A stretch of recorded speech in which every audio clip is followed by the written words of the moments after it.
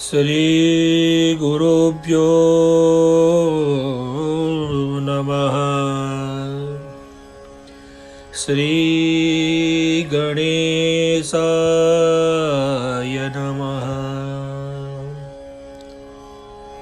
नारायणं नमस्कृत्य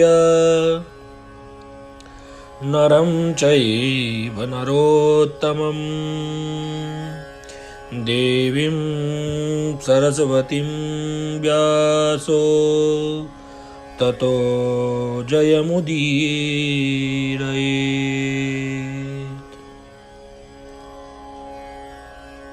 पवित्र पावन पुरुषोत्तम मास के प्रभु के प्रदत्त अवसर में आप सभी तपधारी व्रतधारी के हृदय में विराजमान प्रभु के मूर्तिमंत स्वरूप को मेरी सभी इंद्रियों द्वारा नतमस्तक साष्टांग वंदन।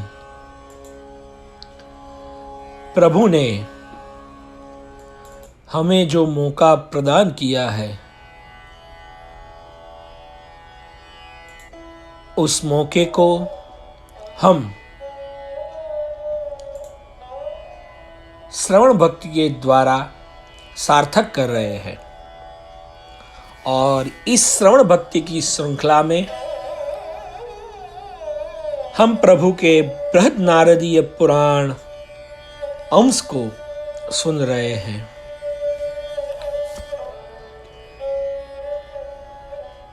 नारद जी और नारायण मुनि संवाद कर रहे हैं और उन दोनों के बीच नारायण मुनि नारद जी को दृढ़धन्वा मुनि का पूर्व वृत्तांत बता रहे हैं और दृढ़धन्वा मुनि अपना पूर्व वृत्तांत जानकर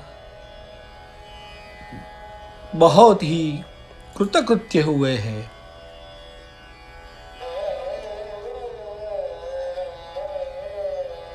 नारद जी ने पूछा कि ये जानकर वाल्मीकि मुनि ने क्या बताया। दृढ़धन्वा जी ने पूछा है वाल्मीकि जी से कि ये सुखदेव नामक तोते ने मुझे जो उपदेश दिया है, इस उपदेश से मुझे मोक्ष की इच्छा हुई है। अब मोक्ष की इच्छा से मैं ये पवित्र तपोमय पुरुषोत्तम मास करना चाहता हूं। इस तपोमय पुरुषोत्तम मास को किस विधि से मैं करूं? दृढ़धन्वा राजा वाल्मीकि मुनि के सामने बैठकर सविनय प्रश्न करता है और कहता है, पुरुषोत्तम मासोऽयं कथं कार्यो मुमुक्षुभिः। हे वाल्मीकि मुनि, ये जो पुरुषोत्तम मास है उसमें मुमुक्षु जो लोग हैं, मुमुक्षु यानी मोक्ष की इच्छा करने वाले लोग हैं, उसको किस तरीके से पालन करें। कीदृशी कस्य पूजा किं दानो को विधिर्मुने। हे प्रभु, इसमें क्या दान है, क्या पूजा है, क्या विधि है, हमें बताइए। ये तत्सर्वं समाचक्ष्य सर्वलोकहिताय मे। हे मुनि, हे तपस्वी, ये सर्वलोक के हित के लिए हमें बताइए, ये पुरुषोत्तम मास में किस तरीके से कार्य करे, किसकी पूजा करे, क्या दान करे, मुझे सब विस्तार से बताइए। तब वाल्मीकि जी कहते हैं, कि तुम्हें जो ये पूर्व बोध प्राप्त हुआ है, इससे तुम मोक्ष की आकांक्षा रखते हो और प्रभु पुरुषोत्तम में प्रीति रखते हो, तो मैं तुम्हें विस्तार से बताता हूं। और ये पुरुषोत्तम मास से तुम्हें व्रत तुमने किया था, और ये सब सुदेव और सुखदेव का पुनर्जन्म तुम्हें प्राप्त हुआ था। ये बात तुम्हें पता हुई। ये सब प्रभु पुरुषोत्तम की लीला है। मैं तुम्हें विस्तार से बताता हूं इस पुरुषोत्तम मास में क्या करे और कौन सा व्रत विधान करे। हे व्रतधारी लोग, आपने जिस किस विधि से भी ये पुरुषोत्तम मास किया है या कर रहे हो, लेकिन ये याद रखे, स्वयं परम तेजस्वी तपस्वी वाल्मीकि जी मुनि बता रहे हैं, नीति नियम बता रहे हैं कि ये जो व्रत करने वाले हैं, ये व्रतधारियों को ये नियम बनाने चाहिए, ये नियम करना चाहिए। सबसे पहला नियम बता रहे हैं, ब्राह्मे मुहूर्ते चोत्थाय परब्रह्मं विचिन्तये। पहला नियम बताया, ब्रह्म मुहूर्त में उठ जाना चाहिए और परब्रह्म का विचिंतन करना चाहिए। जैसे हमने बताया कि ये पुरुषोत्तम मास है, वो अपने स्वास्थ्य के शुद्धिकरण हेतु भी ये ब्रह्म मुहूर्त में उठने की बात है। और परब्रह्म विचिंतये, अब ये इस समय में मेडिटेशन नामक जो उपचार है वो हर घर में जा पहुंचा है।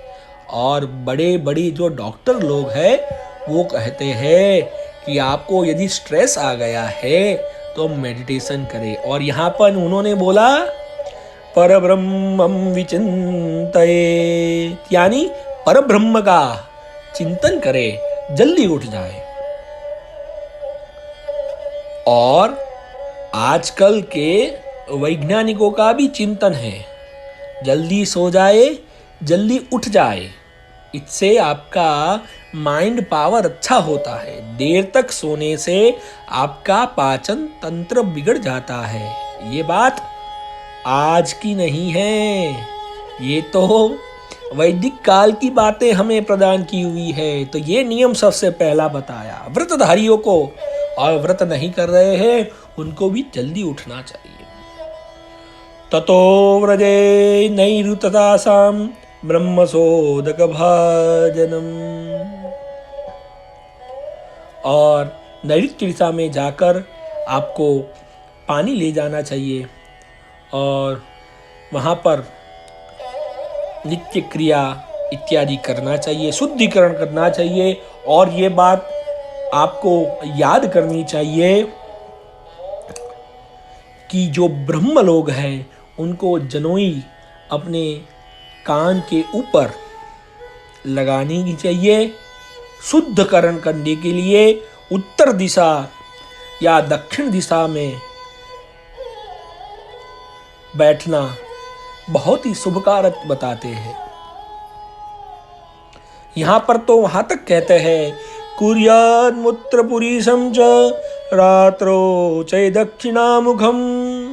रात्र में दक्षिण दिखा के और बैठकर आपको शुद्धिकरण शौच करना चाहिए।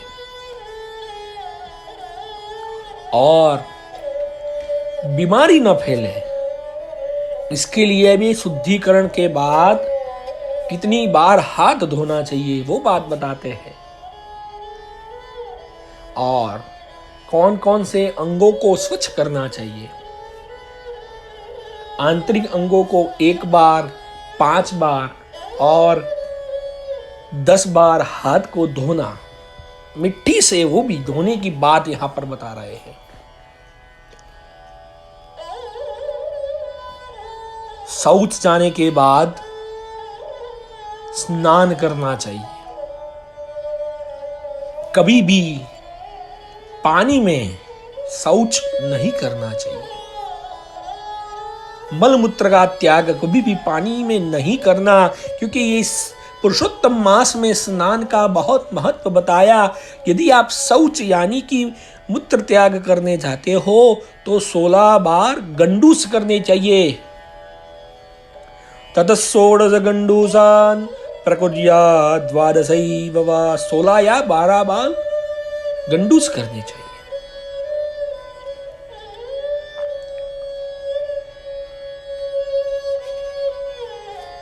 सुबह उठकर आंखें धोए, दांत साफ करे, और उसमें विशेष नियम बताया कौन कौन से द्रव्य से आपको दांत साफ करने हैं, वो भी यहाँ पर बात बताते हैं।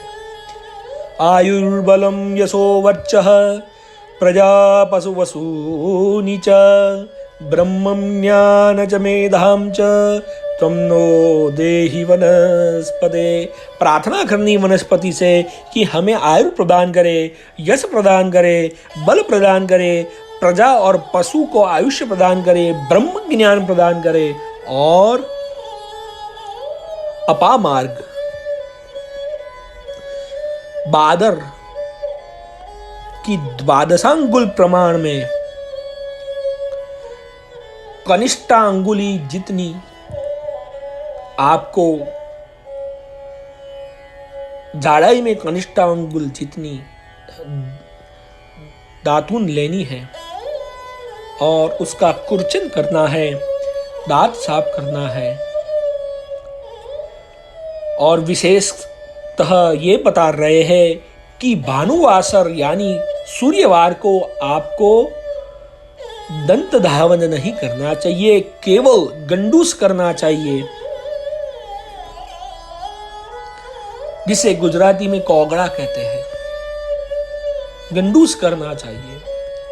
स्नान नित्य आचमन कर कर और मस्तक ऊपर तिलक करना चाहिए। स्नान कहाँ पे करना कहते हैं कि समुद्रागानि तीर्थानाम उत्तमम परिकीर्तितम, जहां नदियों का पानी समुद्र में मिलता हो, संगम होता हो, वहां पर स्नान करना उत्तम है।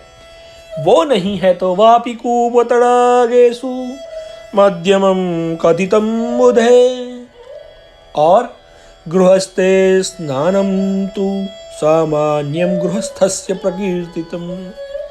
उत्तम में उत्तम समुद्र संगम पे, मध्यम वापी कूप तड़ाग यानी आपकी यहाँ बावड़ी है, आपके यहाँ कुआं है, वहां पर, और घर में स्नान करना भी मध्यम बताया है।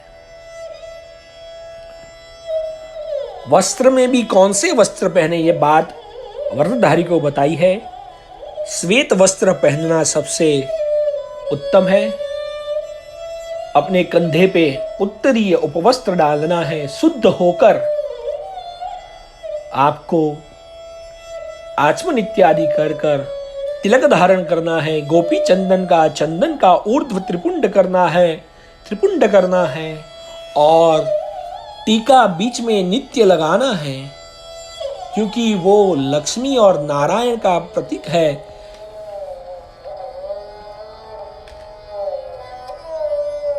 और जो त्रिपुंड किया है वो दुर्जटी भगवान शिव का प्रतीक है।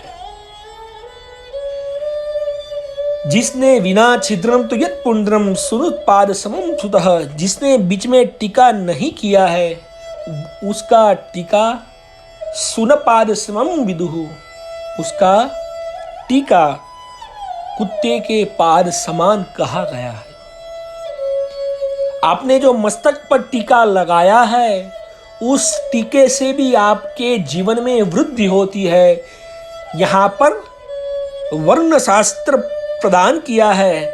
व्रतधारियों को ये वर्ण अपने मस्तक पर लगाने से ये प्राप्ति होती है। श्वेत कलर लगाने से, श्वेत वर्ण लगाने से ज्ञान की प्राप्ति होती है। रक्त वर्ण लगाने से पूरा विश्व वश्य होता है। पीत वर्ण लगाने से सिद्धि प्राप्त होती है। और शरीर पर भिन्न भिन्न जो पूजन करते हैं उन्हें प्रभु के जो चिन्ह धारण किए हुए हैं वो चिन्ह धारण करना चाहिए। नारायण का पूजन करना चाहिए। जो ब्राह्मणत्व धारण करते हैं उन्हें प्रातः संध्या, मध्याह्न संध्या और सायं संध्या कृतांजलि बुद्ध करना चाहिए। सूर्योपस्थान करना चाहिए और जिसके नाम मात्र से प्रभु नारायण प्रसन्न होते हैं ऐसे वेदों का पूजन, स्मरण, स्वाध्याय इस समय करना चाहिए।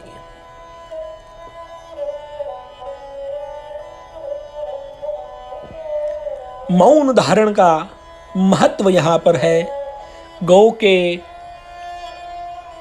मूत्र और मल से बना हुआ पवित्र आसन बनाना है, उसके ऊपर बैठना है, सामने प्रभु की मूर्ति बनाकर स्थापना करनी है, शुद्ध होकर ऋग यजु साम वेदों से जानते हुए पंडित को बुलाकर प्रभु की मूर्ति स्थापित करवानी है और शुद्ध जलों से उसका संप्रोक्षण करके, शुद्धिकरण करके प्रभु की विधि सर्व पूजन करना है।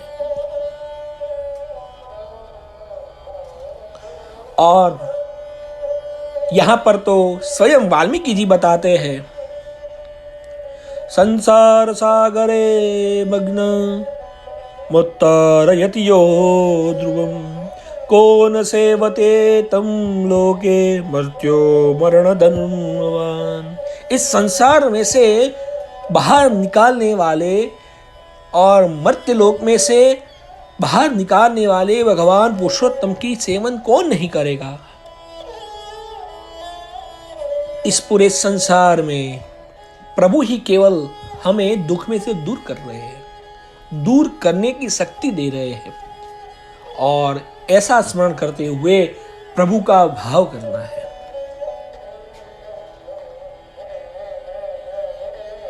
और अपना शरीर जहां तक तप ग्रहण कर सके वहां तक तप करना है। देह रूपस्य वृक्षस्य फलम धर्म सनातनः धर्महीनस्तु यो देहो निष्फलो वन्यवृक्षवत् न माता न सहायार्थे न फलत्र सुतादयः न पिता सोदरा वित्तम धर्मतिष्ठति केवलम। ये बात ध्यान में रखनी है। शरीर में धर्म रूपी वृक्ष है तो ही ये देह रहेगा, धर्म नहीं है आप के जीवन में कुछ नहीं है।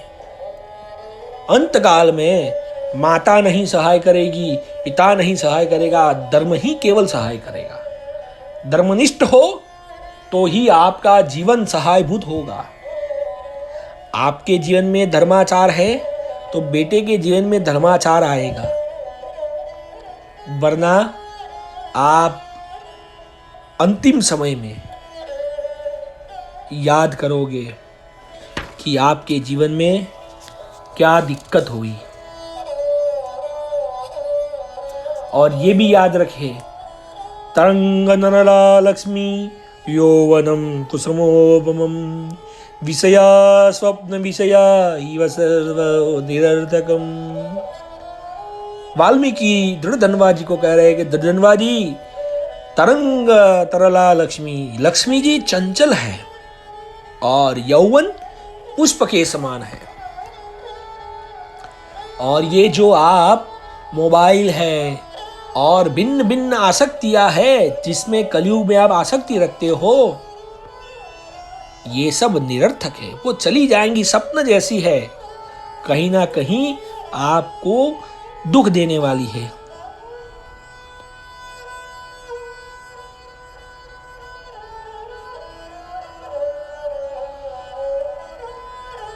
ये मानव का स्वभाव कैसा है?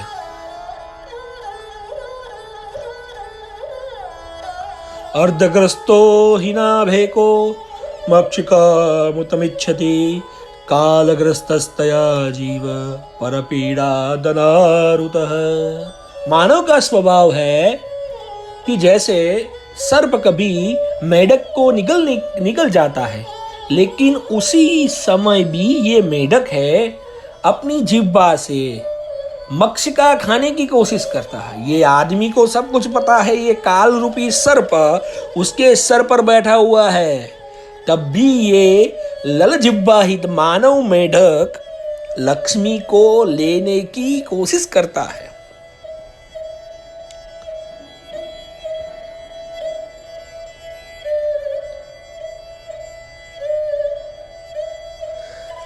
ये पुरुषोत्तम मास में धीरे धीरे धर्म की ओर जाए और चित्त और वित्त दोनों को प्रभु के और त्याज्य करे, क्योंकि त्याग भाव से ही हम प्रभु की ओर जाएंगे। जो हमें परेशानी करता है उसे हमें छोड़ना चाहिए। इस पुरुषोत्तम मास में चित्त के साथ वित्त को भी प्रभु की ओर त्याज्य करना चाहिए, दान करना चाहिए।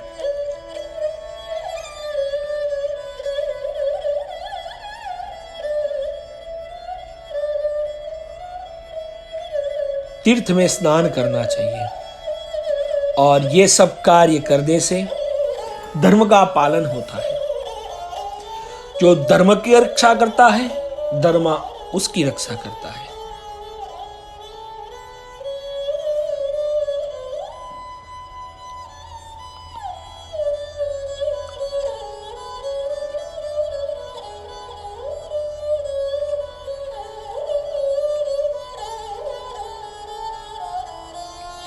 और शास्त्र बताते हैं, यदि आपका मन धर्म में है तो आपका चित्त और वित्त दोनों स्थिर रहेंगे, और चित्त और वित्त दोनों शुद्ध तब ही रहेंगे तब दोनों प्रभु के स्मरण में होंगे, शरण में होंगे।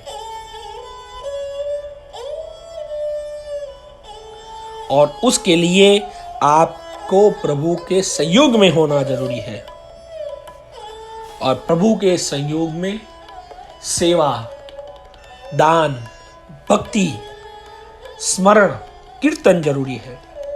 इसलिए इस मास में प्रभु के लिए अर्थ धन खर्च करें, और ऐसा करने से कई गुना पुण्य आपको मिलेगा।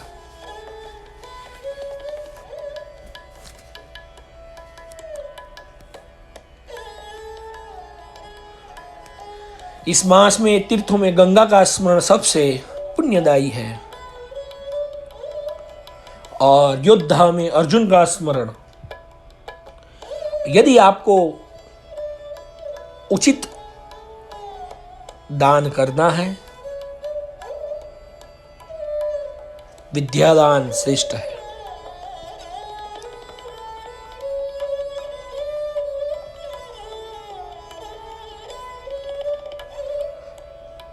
और वैसे ही यदि कोई मास में कुछ कार्य करना है तो पुरुषोत्तम मास सर्वश्रेष्ठ है।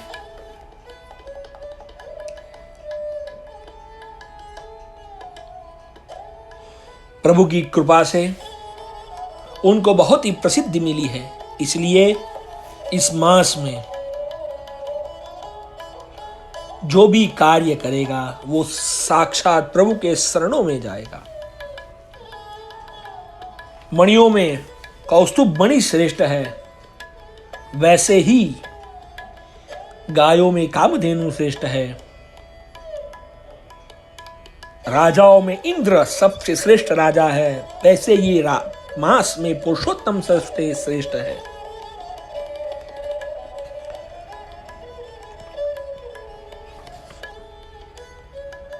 इस मास में यथोचित पुरुषोत्तम भगवान की पूजा अर्चना करनी चाहिए।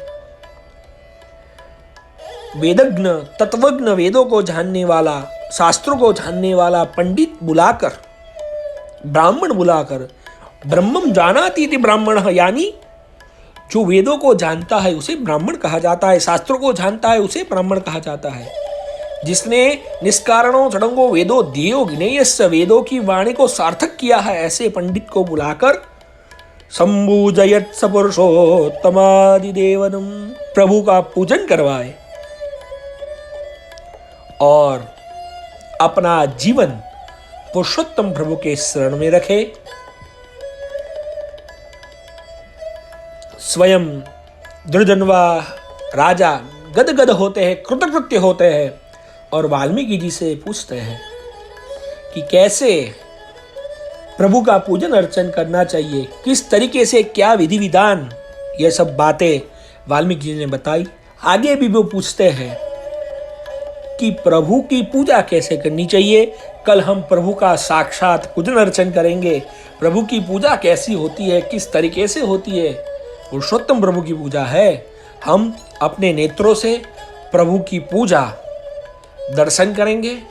सनातन शिव शक्ति मंदिर में प्रभु की हम पूजा करेंगे। पुरुषोत्तम मास में प्रभु की पूजा, हरि और हर दोनों की पूजा हम करेंगे। हरि की भी पूजा करेंगे और हर की भी पूजा, जहाँ दोनों का समन्वय है, साक्षात हर और हरि दोनों का पूजन हम करेंगे और हमारा पुरुषोत्तम मास धन्य हो, ऐसी प्रभु के शरण में प्रार्थना करेंगे। इसके साथ आज हमने जो श्रवण भक्ति की वो सब प्रभु के चरण में अर्पित करते हैं। प्रभु को हम प्रार्थना करते हैं इस पुरुषोत्तम मास के व्रत तप को सार्थक करे और जो भी किया है आपके शरण में अर्पित करते हैं, क्योंकि जो भी तप किया जाता है, जैसे सारी नदियाँ समुद्र में मिलती है, वैसे पूरा तप आपके चरण में जाता है। आपके चरण में अर्पित करते हुए आज की श्रवण भक्ति आपके चरणों में अर्पित। जय जय श्री बृहदनारदीय पुराणे पुरुषोत्तम माहात्म्ये दृढ़दन्बा व्रत विधान नाम विंशोऽध्यायः। श्री भगवतचरणकमलमर्पितमस्तु। पुरुषोत्तमो भगवान की जय।